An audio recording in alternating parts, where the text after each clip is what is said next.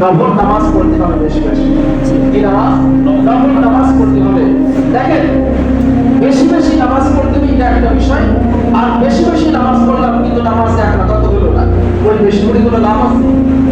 Main হচ্ছে আমি যদি একটা নফল নামাজ পড়বো, সেই নামাজটা যেন নামাজের মতো হয়, সেই নামাজটা যেন আল্লাহ তাআলা দরবারে কবুল হয়, সেই নামাজটা যেন রাসূলের তরিকা অনুযায়ী হয়, সেই নামাজটা যেন আল্লাহ তাআলার হুকুম অনুযায়ী হয়।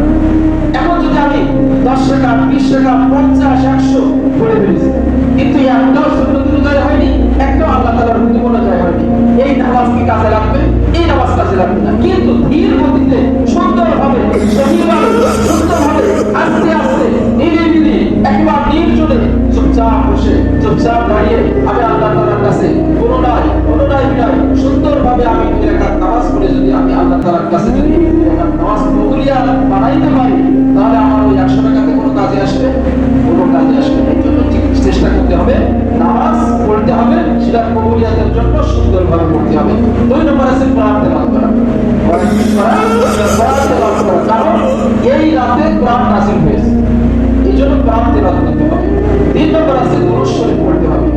ও ভাই, আমরা যে কাজকর্ম করি, নামাজ কালাম তাসবিহ তাহলিল সংসারিক জীবন, পারিবারিক জীবন, রাষ্ট্রীয় জীবন, কৃষি ব্যবসা বাণিজ্য যাই করি, আল্লাহ তাআলার রহমত যদি আমাদের উপরে না থাকে, এই সমস্ত কাজকর্ম করতে পারবো? কোনো কাজে আসবে? কোনো কাজে আসবে না। এই জন্য দুরূদ শরীফ বেশি বেশি পড়লে আল্লাহ তাআলার রহমত সবার উপরে আমার উপরে নাযিল হবে ইনশাআল্লাহ। 4 নম্বর আছে নিজের সুবিধা অসুবিধা বিষয় আলোচনা করা। আল্লাহ তাআলার কাছে বলা, পারিবারিক সম্পর্কে, আমার সম্পর্কে, নিজের সম্পর্কে, মসজিদ সম্পর্কে, মাদ্রাসা সম্পর্কে, আমার বোনের ভাইয়ের সম্পর্কে, আমার এক ভাই কষ্ট পাচ্ছে, অসুস্থ বা বিভিন্ন কারণে বিভিন্ন ভাবে কষ্ট পাচ্ছে, আমরা নিজের জন্য তার জন্য কি করবো? দোয়া করবো।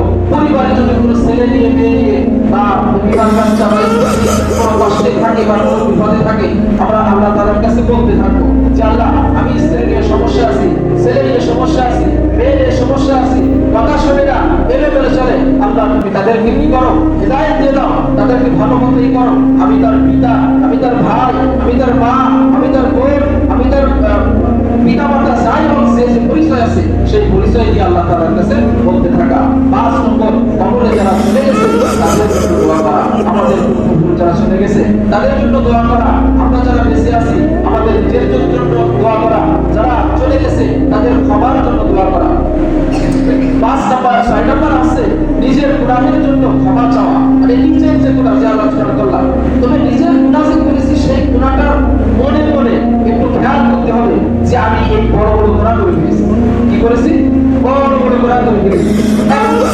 দোকান থেকে আমি একটা মাল নিয়েছি, মুদিখানার দোকানে একজন দোকানদার অন্য কাজ করতেছে, এর মধ্যে একটা কলা চুরি করেছি, একটা রুটি চুরি করেছি। এখন আপনি মনে মনে বলতেছেন, আল্লাহ, অমুকের দোকান থেকে একটা রুটি চুরি করলাম, অমুকের দোকান থেকে একটা কলা চুরি করলাম, একটা তেল চুরি করলাম, একটা সরল চুরি করলাম, আল্লাহ তুমি মাফ করে দাও। আল্লাহ কি মাফ করবে? না, আল্লাহ মাফ করবে না।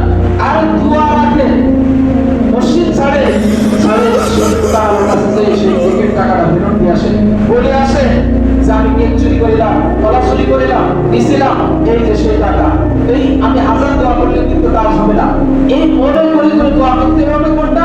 সেটা হচ্ছে আমি মানে কবিরা গুনাহ করেছি, সগীরা গুনাহ করেছি, অমুক জায়গায় নিজের ব্যক্তিগতভাবে যে গুনাহটা করেছি, গানের অনুষ্ঠানে গেছি, বিভিন্ন জায়গায় বিভিন্ন ভাবে গুনাহ করেছি, সেইগুলো ক্ষমা চাওয়া লাগবে। আল্লাহ ভিতরে আল্লাহ তুমি মাফ করে দাও, ইত্যাদি ইত্যাদি। আমরা তো দোয়ার জন্য হুজুর বলা করি, আমার নিজের জন্য। শুনেন, এখন নিজের ক্ষমার জন্য যদি আপনি হুজুরকে বলেন যে আমার জন্য একটু দোয়া করবেন, আল্লাহ তাআলা যেন আমার মাফ করে দেয়, আচ্ছা হুজুর সারা রাত যদি দোয়া করে, কোনো কাজে আসবে আপনার জন্য? কোনো কাজে আসবে না। এই জন্য নিজের জন্য দোয়া করতে হবে, নিজের সমস্ত কথাগুলো বলতে হবে, নিজের সব কিছু মানে মনে করে বলার চেষ্টা করতে হবে। এই জন্য চেষ্টা করতে হবে ভাই যে আমরা তো ইবাদত বন্দেগী করি, কিন্তু সেই ইবাদত যেন আল্লাহ তাআলা রাসূলের অনুযায়ী হয়, আল্লাহ তাআলার হুকুম অনুযায়ী হয়। আল্লাহ তাআলা আপনাকে আমাকে সকলকে আজকে এই কথার উপরে এবং সবে কদরের যে বিষয় আলোচনা করা হয়েছে, এই বিষয়ের উপরে আমাদের সকলকে আমল করবার তৌফিক দান করুন। ওয়া আখিরু দাওয়ানা আলহামদুলিল্লাহি রাব্বিল আলামিন।